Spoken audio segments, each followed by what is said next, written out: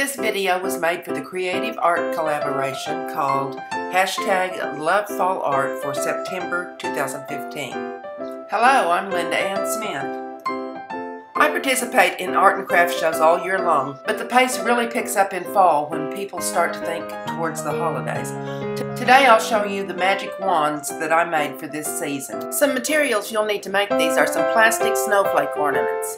These came 3 in a package and I got them at a better bargain, even better than the price tag that you're going to see on the screen because I bought them last year after the Christmas season. The smallest dowel rod you should use is 3/16 inch by about 15 inches.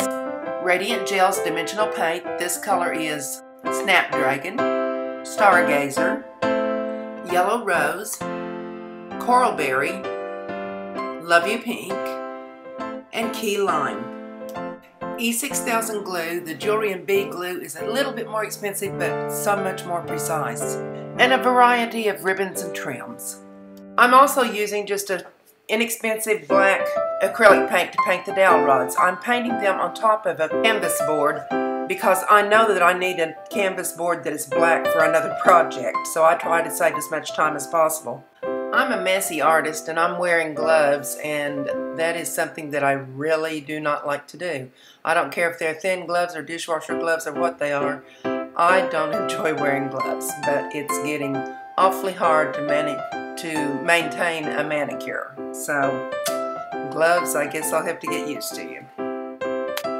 When I'm making things for a bazaar or craft show, I do kind of like assembly line and do several of them at a time. So after I painted several dowel rods, I took the paint that was left over on the canvas and went ahead and prepared it for another project that I have in mind. I didn't mention before that I chose black for the dowel rods because the black helps the bright colors, the shimmering colors, show up better.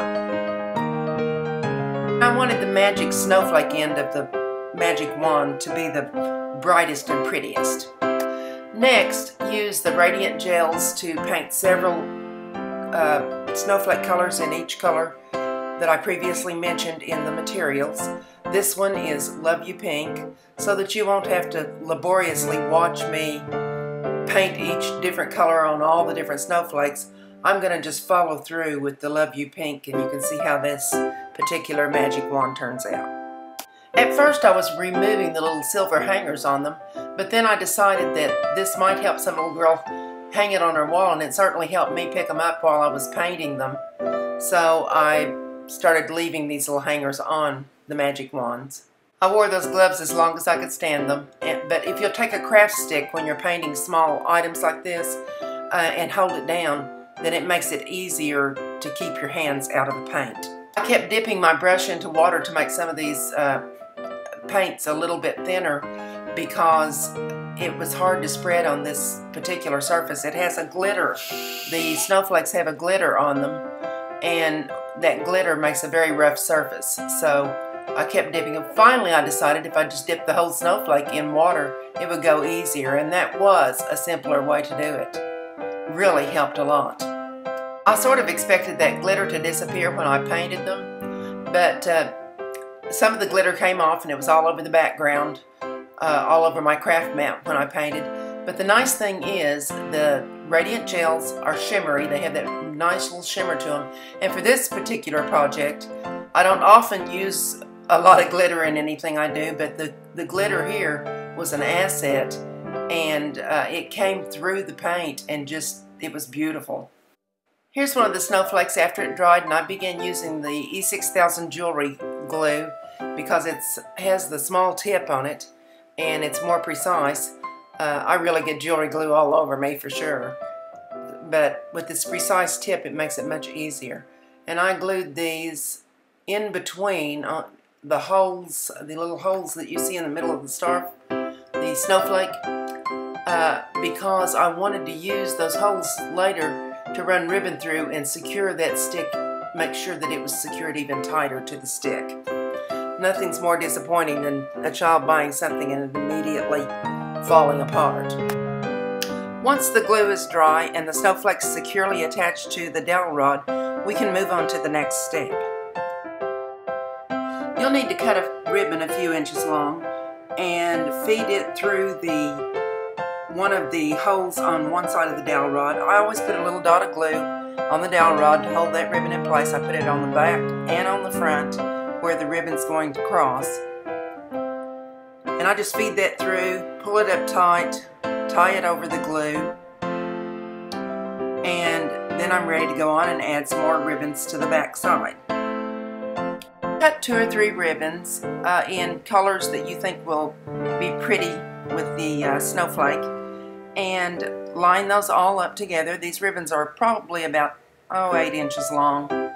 Line them all up together, get the centers together, and then I started here to go ahead and tie this in a knot in the center, but I left the loop open because I'm going to pull that pink ribbon on the snowflake through that loop before I tighten it down. And everything I do gets a dot of glue before securing it in place, just to make this little wand stronger. Anytime I make up a new craft or a new art, I experiment with methods and techniques as I go, and I did that here. This works for me, but it might be easier to take the pink ribbon up from the snowflake up around all those ribbons first, tie it, and then tie the other ribbons around the pink ribbon. Here comes my little dot of glue to make everything stronger. Like I said, I want it to be strong so a child won't be disappointed that it falls apart. And there we go. That looks pretty nice like it is, but a little more embellishment will make it really a pretty wand. So now I'm going to pull out my adhesive trim that looks like rhinestones. It's not really rhinestones, but it really gives the appearance. And this comes off in a double layer. It has an adhesive back. Sometimes I pull that adhesive back off just to make sure that the glue that I'm using will stick. Here's a picture of it so that you can see what I get. I think I get this at Michael's most of the time. And so I'm going to cut these little strips apart. You can cut them just whatever size, and in between the 2 rows of rhinestones, just to make whatever embellishment you want for your magic wands or any craft that you do. Each point of the snowflake gets a little dot of glue on it so that the adhesive will stick better. I don't trust the adhesive because if it gets warm, especially out in the Oklahoma weather we've had here, we've been outdoors for most of our craft shows, and if that gets warm, it can easily fall off. So here I go again. I'm making sure that everything sticks together. Is that a repeat? Am I repeating that particular step too many times? I cut the rhinestones into little rows of 3, and I'm adding these on top of the glue all the way around to give a little sparkle. And when you get these out in the light outdoors, they really sparkle. I'm going to add one last little row to the final tip of the snowflake. And doesn't that look pretty now?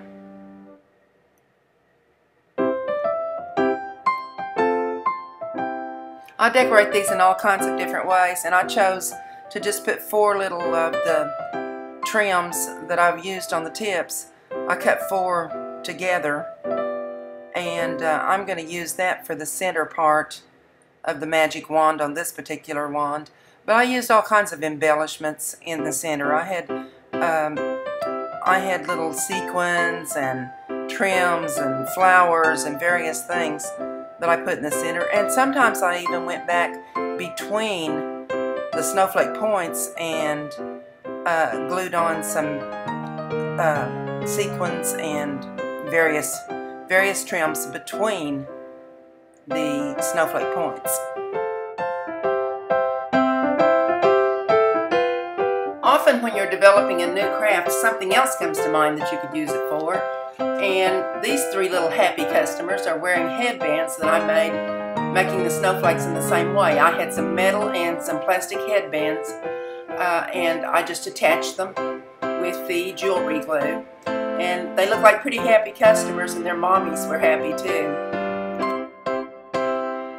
I hope you'll take the time to subscribe to my channel and give me a thumbs up if you enjoyed this video. And of course, it's always an honor when you share a video with someone else. Type in #lovefallart into the YouTube search bar to find other videos along this line, and watch for October's hashtag event. Thank you for watching and have a creative day.